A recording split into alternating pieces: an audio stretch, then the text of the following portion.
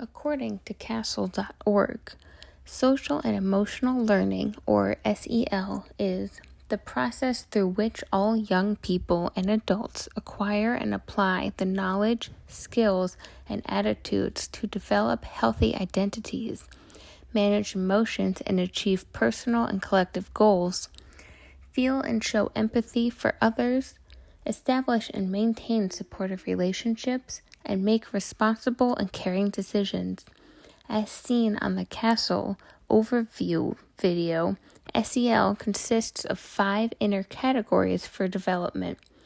Those are self-awareness, self-management, social awareness, relationship skills, and responsible decision-making. The COVID-19 pandemic is not easy for children to understand, and the reasons behind the masks and prevention safety is something I believe they do not fully comprehend. In attempts for younger children to understand a tricky and occasionally upsetting subject, I have come up with a few activities that could help them better grasp the concept of a pandemic. Within these exercises, I will be using ideas from the charts published by the North Carolina Department of Public Instruction, specifically talking about social and emotional learning in theater arts standards, Task 5 on Moodle. Along with the response to COVID-19, Now I Send You the Rays of the Sun, Task 6 on Moodle. In addition to these resources, I have also found a book that I would like to use in the classroom and will refer to in these exercises. This book is called A Kid's Guide to Coronavirus by Rebecca Groh and Julia Martin Birch. Taken from the instructions, there is a metaphor of the torn coat of dreams in A Teaspoon of Light, and I wanted to introduce something similar, but I wanted the metaphor to also be a physical item. When I'm not in school, I like to work behind the scenes in a theater.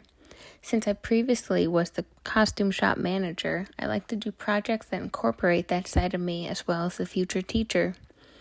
I would want to take squares of fabric in all different colors and prints and have each student pick one out and then write their names on the piece. The teacher would then, in their limited free time, sew the pieces together. The squares represent the individual, and the final project shows that solo we are not much, but as a complete unit or group, we can accomplish something greater. Once we were able to gather after the shutdown, I actually did this activity with my volunteers in the costume shop, but it was a little more advanced for them since they had sewing backgrounds. They all loved it, and it helped them forget about the pandemic since they were able to focus on what they loved, sewing. One woman had a quilting background and put a border around the squares. The end result is still hanging up in the theater. However, I'm not sure what aspect of story drama or side coaching this would fit into, except for group or whole classwork. My next exercise is about reflecting and asking questions. The students will take out their journals, and I would ask them the following questions, which came directly from the book Kid's Guide to Coronavirus. What other ways to be sick do you know about? Can you think of things that help people when they are sick? What do you know about COVID-19? Can you think of any other things that you already do to make a difference? What else is staying the same? What do you think hard parts might be? What do you think nice parts might be? After we are done writing the answers in our journals, I would read them the book for the first time and stop when we got to one of the questions above.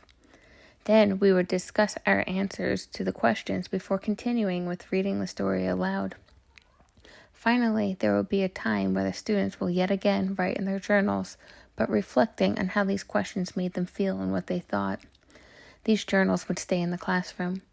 I believe it would be best to keep the reflections between the individual student and the teacher. The teacher could write comments and suggestions to help the student either better understand or try to cope with what they may be feeling. My third exercise and final one is about feelings and expressing those feelings. I took ideas from improvisation with favorite tales as reference. I believe that pantomime and rituals would be the best way to try to explain to younger children what they may be feeling. This exercise was featured in Task 5 on Moodle. It begins with each student getting the entire class's focus and with Without speaking, they show a feeling with their face and body. When they are finished, they ask the class, "What was I feeling?" One student gets the answer, and they move on to the next performer. I thought this exercise could also be done without facial expressions, as if the performer was wearing a face mask, like most people did in 2020 and 2021. When it came to rituals and the idea of wearing masks for the second variation of the exercise, this activity could start with the performer putting on a face mask to show the audience they will not be using their facial expressions. I had finished the slideshow and realized I did not include the most important part about social and emotional learning. In the above activities and exercises, I included the 5 inner categories. Within social awareness, I was hoping to portray how costumes enhance dramatic play with the quilting project, and how theater, film, and TV impact our society by addressing how the news and other sources tend to over-exaggerate and try to scare us. But that coronavirus was actually nothing to be feared as long as we are following the safety measures. Within relationship skills, I was hoping to portray how to attend to others when sharing with the pantomime and ritual activity where the students had to observe their peers. Also, with the pantomime and ritual activity, I tried to include responsible decision-making, self-awareness, and self-management in order with how to use appropriate behavior as audience members, nonverbal expression to communicate elements of characterization, and using physical movements to express stories or elements to an audience. Both Task 6 and the children's book I found talk about this being the new normal. In both resources, they mention the possibility of not being able to go to school, specifically doing school online or through Zoom. In Task 6, the response to COVID-19, it is stated that games to teach children about the virus, the proper way to wear a face mask, safety preventions, social distancing, and hand washing was found very beneficial. A younger student may not understand what you are telling them, but if you find a way to incorporate the lesson into a game, they are more likely to comprehend what you are trying to teach. Task 6 made me start thinking that most kids born between 2018 and present day will grow up thinking this is what is normal, and this is what we, as a civilization, have always done when we're not in our own home. I do not have an activity besides the one stated earlier for the book, but I wanted to talk about the book one last time because it had informative details about talking to children about the hard subject. The next few ideas were taken directly from the book or from the reader's note in the back of the book, written by the authors. Birch and Grow suggest that you address many topics with children you may be teaching.